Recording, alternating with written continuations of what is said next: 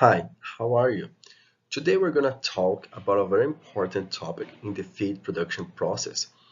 We're going to talk about the grinding process, which is the process that we are going to get the whole grains, all ingredients together that comes from the mixing process, and we're going to process them and we're going to break them into very small particles. But today I don't want to focus on the whole process. I want to focus on how to increase the capacity of this process. So we're going to cover everything that needs to be covered for you to understand how you can increase the capacity that your hammer mill operates at your factory. So the idea behind this class is to tell you the good practices and give you the tips for you to be able to operate at a very high capacity and produce a very good product. So in this class we wanna explain to you how to have these two things together, operating at the highest possible capacity at your hard grinder, at your hammer mill, and produce a product that is very fine in particle size, that is very high on quality. That's that's our objective here.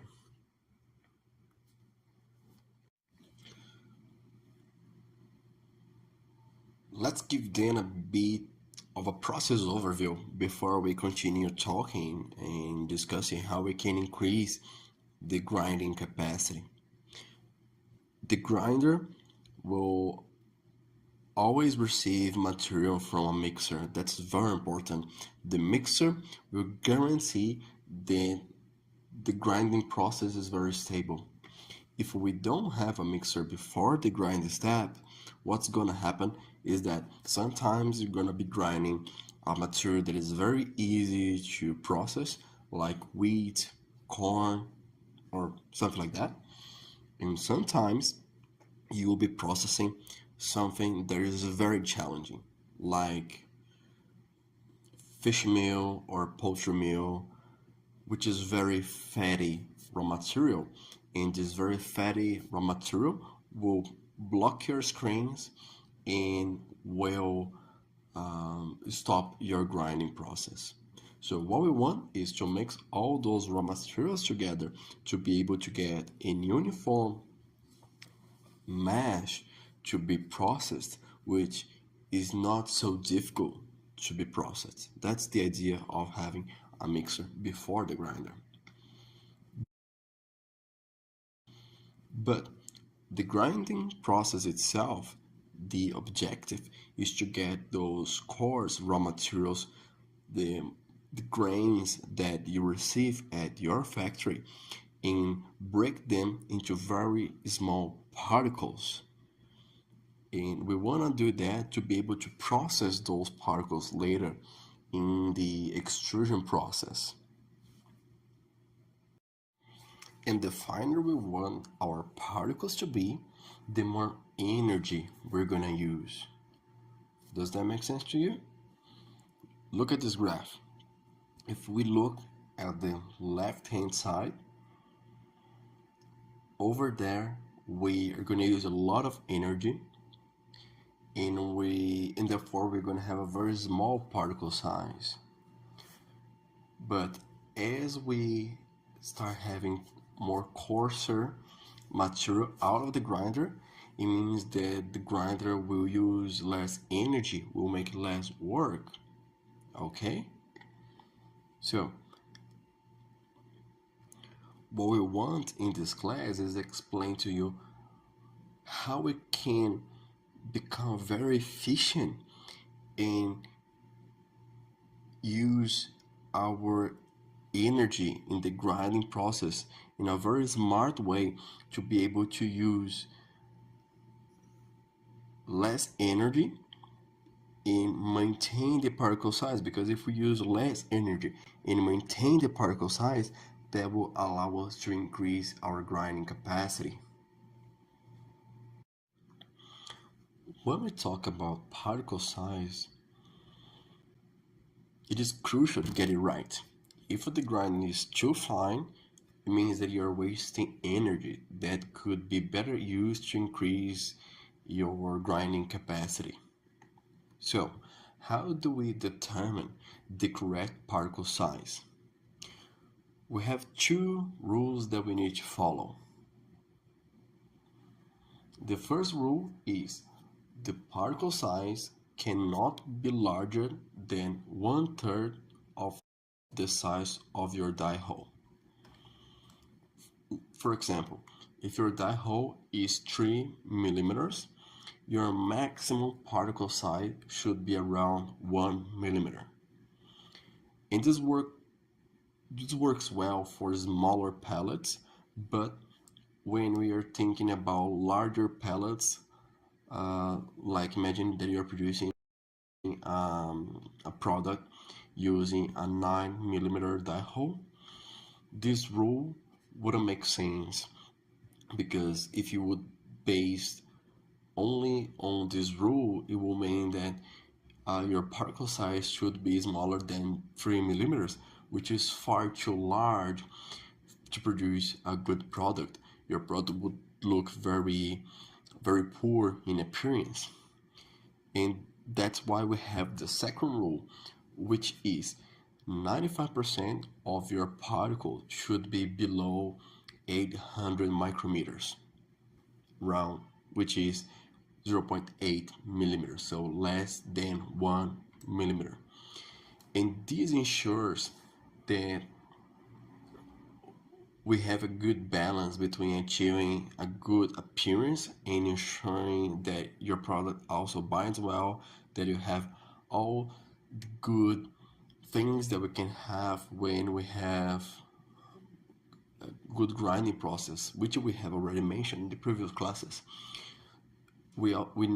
If we go above these 0.8 millimeters, your product will look very coarse in appearance, very poorly formed. So we need to stick to these two guidelines, to these two rules, to find the particle size that you need. If your particle size is smaller than that, is already something that you can change, that you can save on energy, that will allow you to increase on your grinding capacity. When we think about the grinding process, what really limits the capacity is the main motor of the grinder. That motor is the one that will set the limit for us. What I mean with that is that you can run the grinding process as fast as you want, but only up to the point where the motor is working so hard that it just cannot keep up anymore.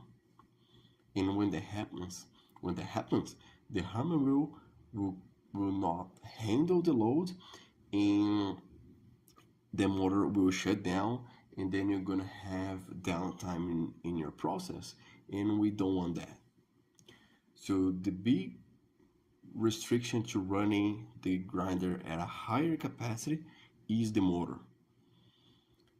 So you got a limit, and we typically operate below the limit. So you have the limit here in red, but most of the times we will operate like in this blue line, way below that limit. But in this class, what I'm proposing is to explain to you the techniques that can help you push that grinding process closer to the motor limit, which will make your process more efficient and get most of your equipment. Now let's talk about ways that we have to reduce the load on your grinder's motor. First, the grinder's motor have two main jobs that it needs to perform. First, it has to spin all the hammers. Even though we don't have any material inside the grinding chamber, even though we don't have any material inside the hammer mill to be processed just by rotating those heavy hammers. And inside the grinding chamber, we're gonna have hundreds of heavy hammers. That's gonna consume a lot of energy. So just imagine how much weight the motor will have to carry to be able to move those hammers and spin those hammers around. So that is already a very hard work and will consume a lot of energy. So one thing that we can do to reduce how much energy we consume and therefore increase our grinding capacity is to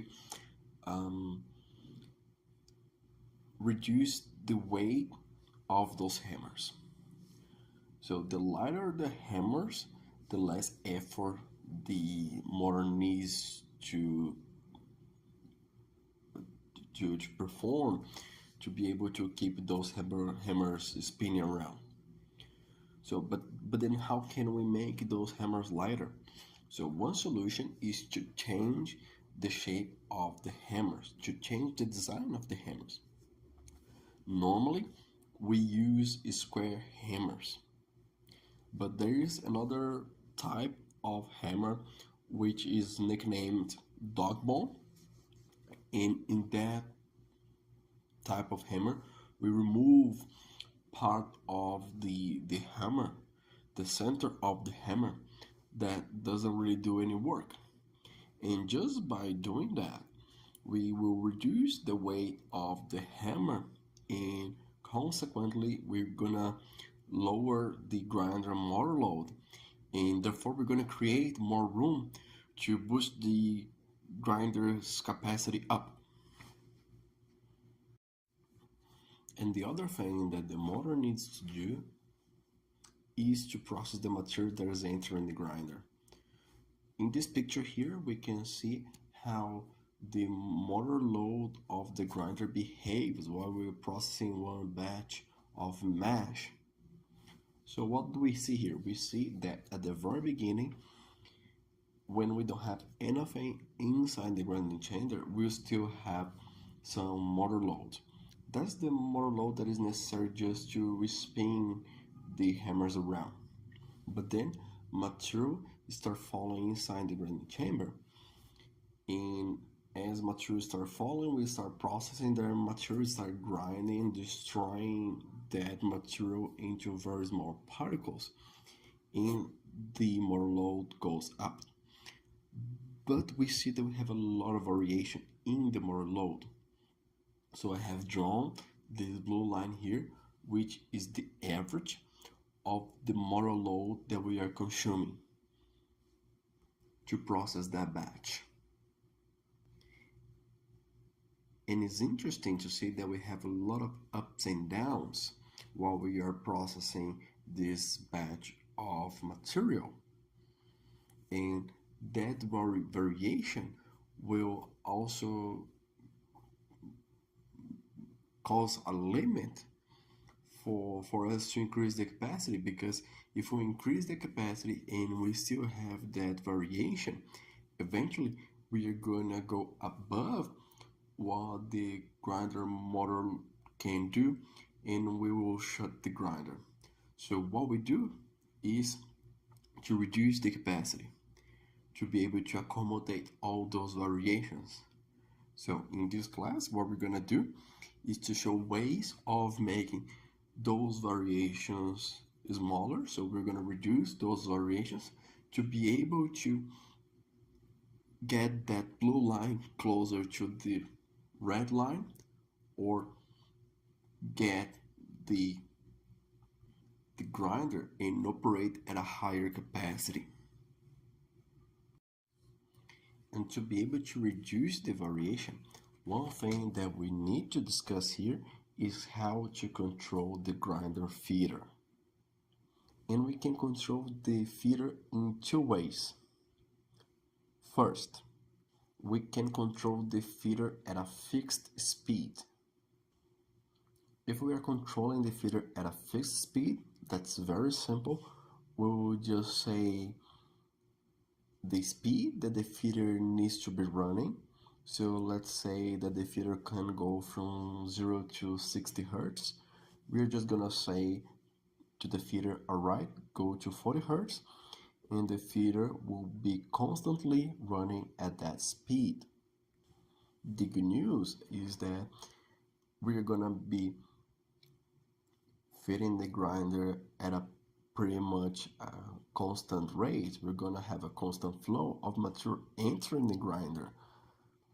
But the problem with that is that we're gonna be losing capacity, because even though the feeder will always be delivering pretty much the same amount of material, we'll always have that gap between the limit that we could be operating and how much we are in fact operating. So if our focus is on increasing the grinding capacity, then this is not the solution that we should go for. If we want to increase the grinder capacity, then we need to control the feeder against the grinder motor load. Now, if we want to increase the grinding capacity, what we really need to do is to control the grinding feeder against the motor load.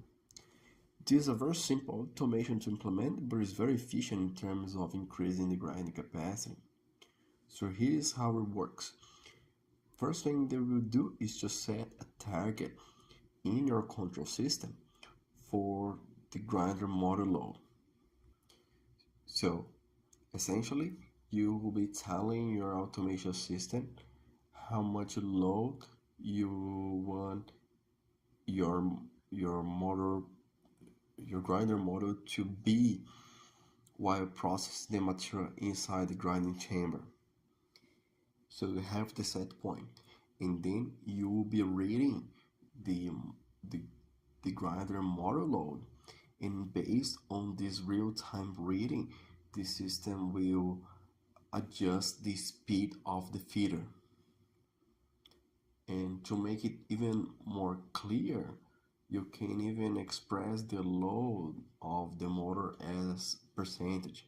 So let's imagine that you wanna your grinder motor load to be at 85% of its maximum load. That's your set point, the 85%.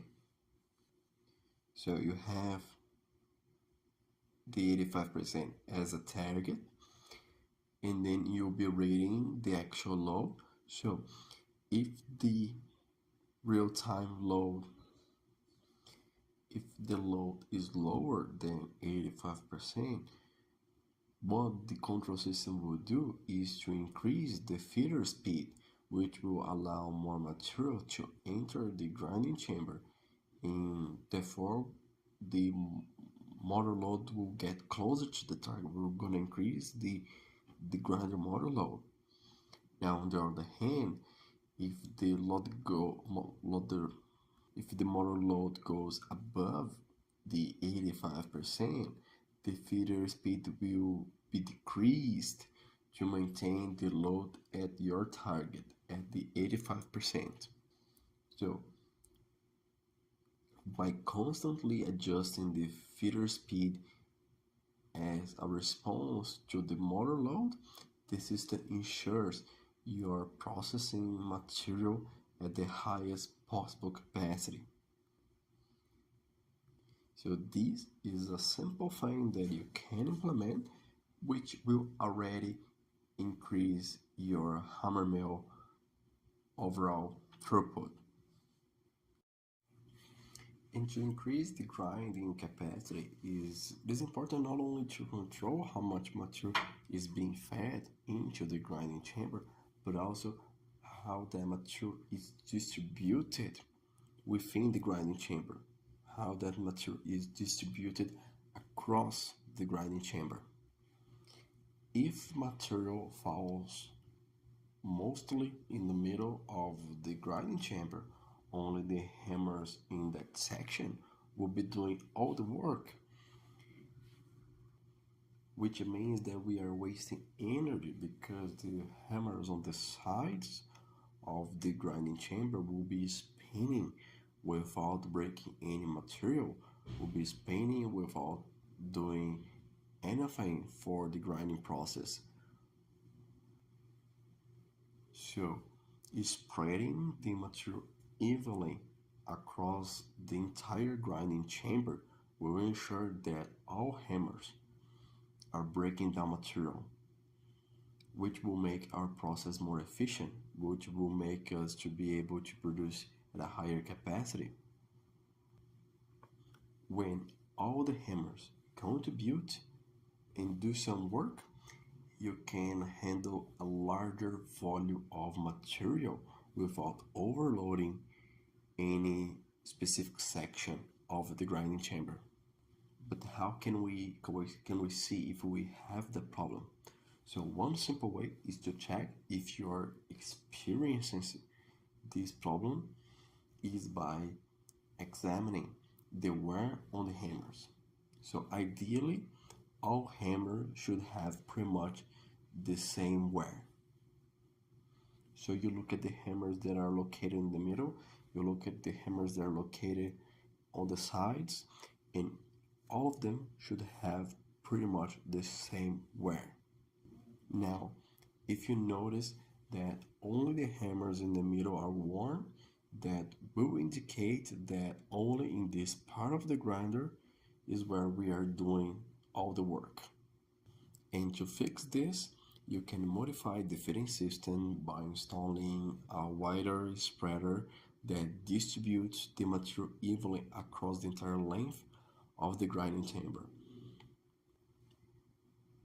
So by doing this adjustment and by guaranteeing that the material that you wanna process inside the grinder is evenly distributed across the grinding chamber, you ensure that all hammers will do some work, and you ensure that you can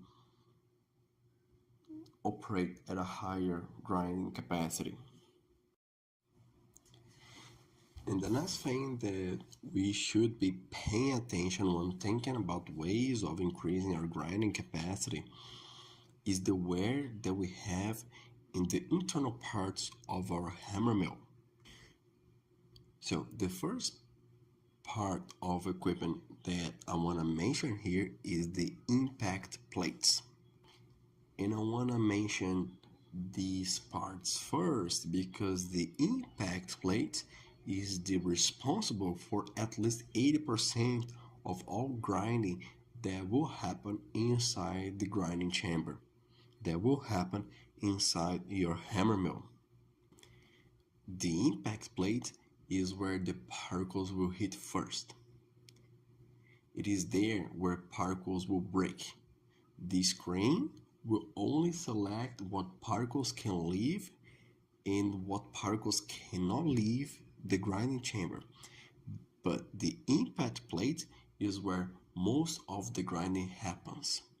So in the case of your grinding plate is worn, what is going to happen is that the hammers will hit the particles. The hammers will hit the material that is falling into the grinding chamber, and the material will be thrown against the worn impact plate. But because the impact plate is worn, the particles will break down into such small particles as they should. So the hammers will have to hit those particles again. And because now we have to hit that material multiple times, we are now using more energy. And because we are using more energy, we cannot process such a greater volume of material, and consequently we'll have to reduce our grinding capacity. So if you want to operate at a higher capacity, one thing that you need to ensure is that you have your impact plate at good conditions. Maintaining the condition of the hammers is just as important as ensuring that the impact plate is in good condition. Worn hammers will impact the grinding capacity, and it will impact the grinding capacity in two main ways. First, just like worn impact plates, if the hammers are not in good shape, if they are excessively worn, they will not generate enough force to throw the material against the impact plate. And this means that the particles will hit the impact plate multiple times to break down into very small particles, and that will waste energy, and that will reduce your grinding capacity. And second, the worn hammers will create a larger gap between themselves and the impact plate, as well as between the hammers and the screens. And this larger gap means that when the hammers strike the material that is falling into the grinding chamber, the particles now have to travel further before they reach the impact plate. And this extra gap, this extra distance, results in an energy loss. So the material will reduce its speed before reaching the impact plate. And as the hammers are less effective at transferring that force to the particles, we will lose energy and we will reduce capacity. And we're gonna be reducing the capacity because now that particles are not hitting as hard, the impact plate, we're gonna have to throw those particles against the impact plate many times. So if your focus is operating the hammer mill at a higher capacity, you need to inspect and you need to guarantee that your hammers are in good condition. If you look at this picture here, you will see that on the left hand side you have a brand new hammer. The hammer is sharp. That is the condition that will give you the highest possible capacity. That's a brand new hammer. And then the hammer will start wearing out as the hammer hits material, wear out up to the point that is we have to change the hammer. So when the hammer loses that tip, we need to change, we need to replace those hammers. Just like in this big picture over here. In this big picture, you can see the hammers are completely worn. The time to change those hammers have already passed. And therefore, those hammers are already giving headaches and reducing the grinding capacity for this factory. And another critical factor for you increasing your grinding capacity is ensuring that your dust filters and the entire exhaust system are in good condition. The exhaust system plays a crucial role in removing the ground particles from inside the grinding chamber, creating space for more material to be processed. And if the exhaust system is not working correctly, what's going to happen is that even though the material is ground, even though the material is small enough to be living in the grinding chamber, the material will continue and will stay inside the grinding chamber because we don't have anything that will pull this material from inside the grinding chamber out. And this will not only reduce your grinding capacity, but will also cause the material inside the grinding chamber to heat up. And as the material heats up, vitamins are degraded, we're gonna lose nutrients, but it can reach a point, this material can reach such high temperature that it will cause a fire in your hammer mill. I have seen this happen in the past, and it's something that you definitely want to avoid. You don't want that. And one way to prevent this ignition, one way to prevent this fire from happening is by ensuring that your exhaust system and dust filters are in good shape and not saturated. So, what should you pay attention to? What do you need to observe? First thing, you need to understand how the system works. You have filters, and on top of these filters, you have jets of compressed air that pulse regularly to clean the dust filters. Every few seconds, a pulse of compressed air will hit the filters to remove the dust that will build up. And if these jets are not working, or if the solenoid valve that controls them is not working correctly, the filter can become saturated. And this will reduce the airflow from inside the grinding chamber and therefore will reduce your grinding capacity and increase the risk of having fire in your hammer mill. Next thing that you need to check is how saturated your dust filters are. If they are getting saturated, the next question is whether the compressed air jets are working or not. If they are, then you need to check the quality of the air that is being used in the jets. The air needs to be dry. Sometimes compressed air can have high humidity, so you need to remove this moisture before using it for the pulses of compressed air. And even though everything is working as it should, your filters eventually will stop losing their efficiency, and then you have to change them. And it's very important that you replace them instead of just cleaning or washing them, as when you wash them you will reduce their efficiency. And to maintain high grind capacity you need a very strong airflow to carry the particles from inside the grinding chamber into the hopper below the hammer mill. And this can only happen if your exhaust system and if your dust filters are working properly.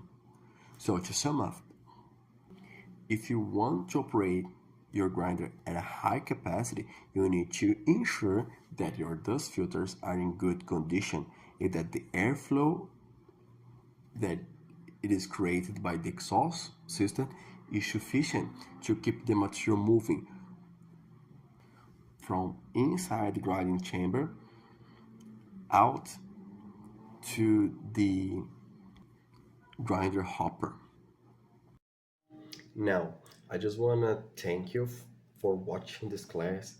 I really hope that this class was valid for you.